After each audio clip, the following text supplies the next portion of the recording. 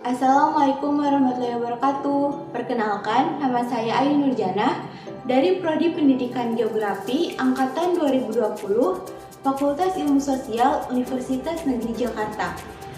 Di sini saya akan menampilkan video micro teaching dengan materi tenaga eksogen beserta pengaruhnya. Assalamualaikum. Waalaikumsalam. Selamat pagi anak-anak. Selamat pagi, Bu. Gimana nih kabarnya hari ini? Alhamdulillah, Bu. Alhamdulillah. Oke, jadi sebelum masuk ke pembelajaran hari ini, kita berdoa dulu ya. Silakan kepada ketua kelas untuk dipimpin doanya. Oke, baik teman-teman, sebelum kita mulai kelas pada hari ini, alangkah baiknya kita berdoa menurut kepercayaan masing-masing. Berdoa dipersilahkan. Berdoa selesai. Memberi salam. Assalamualaikum warahmatullahi wabarakatuh. Waalaikumsalam warahmatullahi wabarakatuh. Sebelum kita mulai pembelajaran, di sini hadir semua apa enggak? Hadir semua, Bu. Alhamdulillah. Oke, kalau gitu kita langsung aja ya. Kita review dulu materi yang teman sebelumnya ya. Sebelumnya kita membahas tentang litosfer yaitu tenaga endogen. Ada yang masih ingat di sini tenaga endogen itu apa? Saya, Bu. Tenaga Oke, endogen adalah tenaga yang berasal dari dalam bumi dan merupakan tenaga awal yang membentuk permukaan bumi, Bu. Oke, betul sekali Taufiq. Jadi tenaga endogen itu ada 3 prosesnya ya. Yang pertama itu tektonisme, vulkanisme, dan seisme. Dan ketiga proses itu saling berkaitan. Kalian bisa lihat di teorinya tektonik lempeng. Kalau gitu kita langsung ke materi hari ini aja ya. Lanjut ke materi hari ini. Bentar.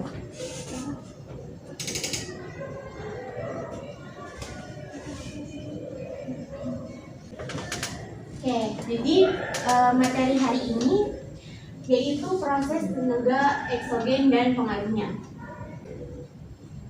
Ada yang tahu tenaga eksogen itu apa? Saya, Bu. Iya, silakan Aulia. Tenaga eksogen adalah tenaga dari luar permukaan bumi yang mengubah bentuk permukaan bumi. Ya, betul sekali Aulia. Jadi tenaga eksogen itu gejala-gejala yang terjadi di permukaan bumi. Dan ini mempengaruhi bentuk bumi.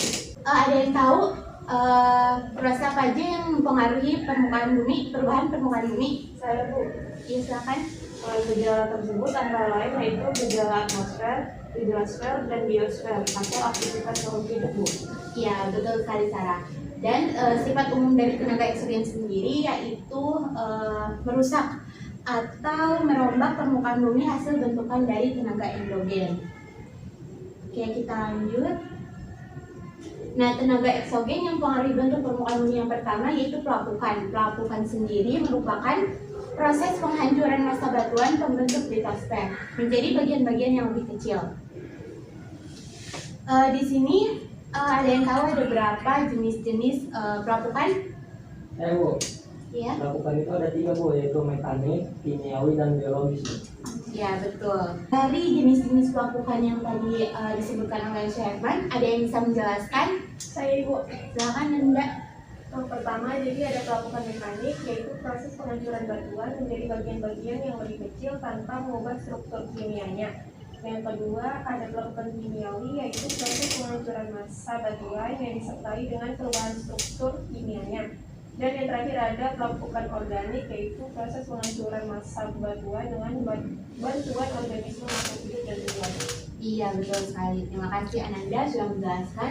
Di sini ada 3 contoh gambar ya. Yang pertama ini pelapukan biologis, yang tengah itu pelapukan mekanik, dan yang paling kanan ya, yang paling kanan dari saya, paling kanan dari kalian itu pelapukan kimiawi. Ya. Proses yang kedua itu pengikisan. Pengikisan merupakan proses pelepasan dan pemindahan massa batuan secara alami dari satu tempat ke tempat lain oleh tenaga yang bergerak di atas permukaan bumi. Tenaga itu ada jenisnya itu ada ablasi, itu oleh air yang mengalir, contohnya di sungai. Ini yang gambar paling kiri, paling kanan dari saya. Terus abrasi ini oleh gelombang laut. Biasanya ini di tepi pantai ataupun di tebing-tebing yang ada di sekitar pantai. Lalu yang ketiga itu ada eksharasi. Ini disebabkan oleh es. Ini hanya terjadi di daerah-daerah yang memang turun salju ya. Di Indonesia sendiri memang tidak ada karena memang Indonesia iklimnya tropis ya. Lalu yang keempat deflasi, gambar yang paling kiri dari saya.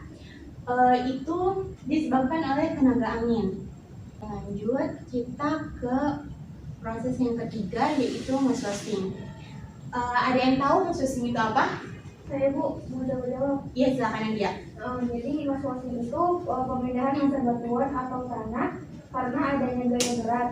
Mass roasting juga biasa disebut dengan gerakan tanah Bu. Iya betul. Fenomena mass roasting sendiri terjadi beberapa faktor, yaitu dari kemiringan lereng, terus atau gravitasi, bisa juga dipengaruhi oleh air. Untuk bentuk-bentuknya sendiri di sini ada 5 ya, bisa kalian lihat sendiri. Yang pertama ada rayapan tanah atau soil crab. Ini terjadi longsorannya secara berangsur-angsur, sama seperti aliran tanah atau earthflow. Lalu yang ketiga bentuknya itu aliran lumpur. Ini biasanya terjadi ketika setelah gunung meletus. Lalu tanah longsor atau landslide ini merupakan salah satu bencana ya di Indonesia yang sering terjadi ketika musim penghujan. Lalu batu atau rock fail. Ini terjadi di tebing-tebing biasanya. Kita lanjut. Sampai di sini ada yang mau ditanyakan? Belum ada Bu. Oke, kalau belum ada kita lanjut ke proses yang ketiga, yaitu sedimentasi. Sedimentasi sendiri merupakan proses terakhir dari aktivitas eksogenik dengan pengendapan massa batuan atau tanah di suatu tempat bisa mengalami erosi dan transportasi.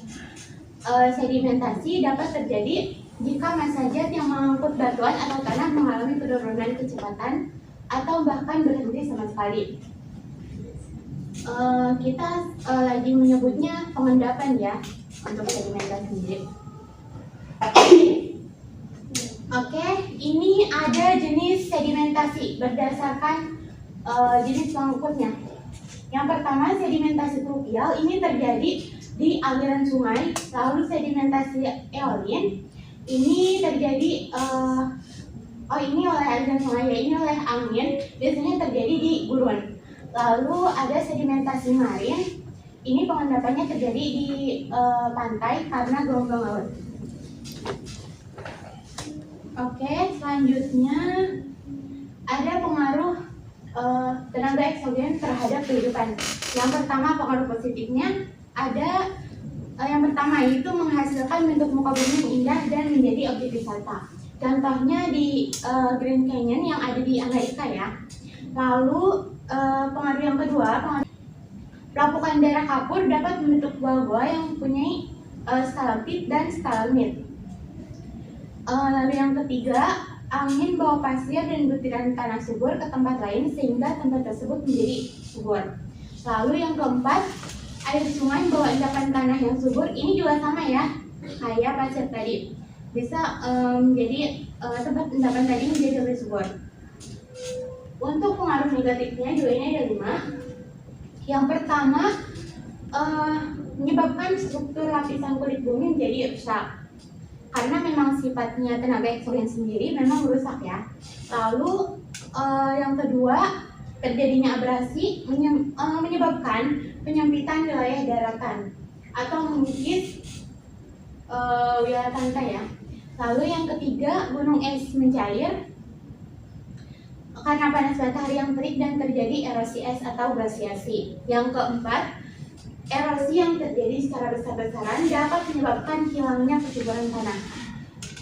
Lalu yang kelima, sedimentasi di muara sungai menyebabkan pendangkalan di muara sungai. Ini juga bisa menjadi penyebab banjir bandang yang bisa terjadi di daerah perumahan yang dekat sungai ya. Oke. Sampai di sini ada yang mau ditanyakan? Saya Bu. Silakan Adik Fania. Jadi saya mau nanya dulu Bu, kan lahan miring sangat rawan erosi ya Bu. Lalu bagaimana caranya memanfaatkan lahan itu buat bercocok tanam misalnya apa tuh Bu? Oke, pertanyaan yang bagus, Fania. Jadi lahan miring yang rawan erosi juga masih bisa digunakan untuk bercocok tanam selagi kemiringannya tidak melebihi 15%.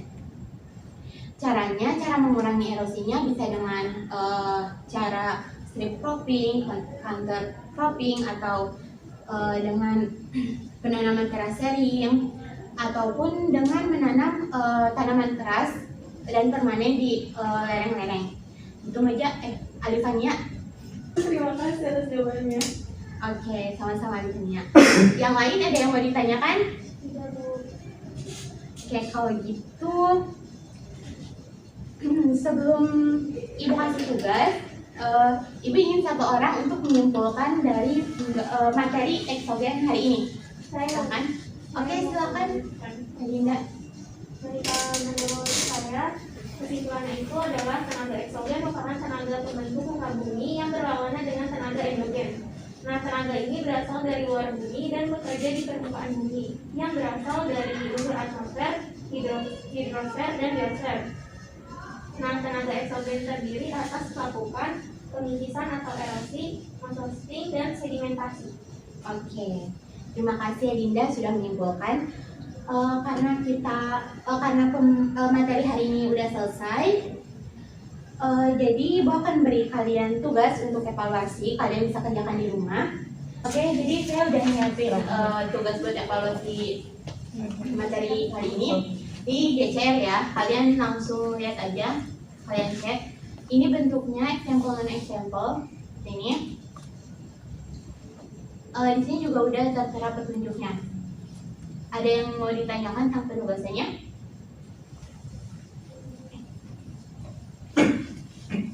Gimana? Ada yang mau ditanyakan? Tidak Bu. Cukup Bu. Kalau gitu, kalau udah cukup, saya akhiri aja pertemuan kali ini. Jangan lupa kerjain tugasnya tanggalnya minggu depan ya, sebelum pembelajaran kalian harus sudah ngumpulin. Sekian dari saya. Wassalamualaikum warahmatullahi wabarakatuh. Waalaikumsalam warahmatullahi wabarakatuh. Terima kasih Bu. Terima kasih Bu. Oke, sama. Jaga kesehatan ya.